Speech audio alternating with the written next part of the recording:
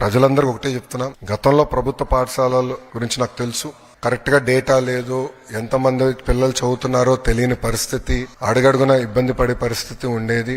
అలా కాకుండా అందరి ఆమోదంతో అద్భుతమైన సంస్కరణలు మేము తీసుకొచ్చాం. దీనివల్ల మెరుగైన విద్య ప్రభుత్వ పాఠశాలలు అందించే లక్ష్యంగా మేము పెట్టుకున్నాం. సో తల్లిదండ్రులందరూ కూడా కోరుతున్నాను, ప్రభుత్వ పాఠశాలలో మీ పిల్లల్ని చేర్చండి.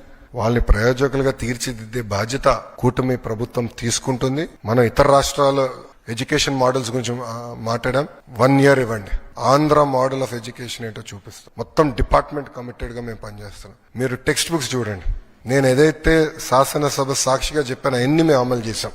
మా ఎవ్వరు ఫోటోలు, గౌరవ ముఖ్యమంత్రి గారి దగ్గర నుంచి మా ఎవ్వరు ఫోటోలు ఆ టెక్స్ట్ బుక్స్ లో లేవు. నో ఫార్వర్డ్స్ ఏమి లేవు. బ్యాగ్ బరువు తగ్గించదని కూడా ఏకంగా అన్ని సబ్జెక్ట్స్ కలిపి ఎప్పుడు ఏ సబ్జెక్ట్ అందించాలో అట్లా అందిస్తున్నాం. సో ఎక్కువ బ్యాగ్ బరువు కూడా ఉండకూడదు. అట్లా చాలా సీరియస్ గా ఆలోచించి సంస్కరణలు తీసుకొచ్చాం. అందుకే ప్రజలందరూ కూడా కోరుతున్నా, మీ పిల్లల్ని ప్రభుత్వ పాఠశాలలో చేర్పించాలని నేను సభాముఖంగా కోరుతాం జరుగుతుంది.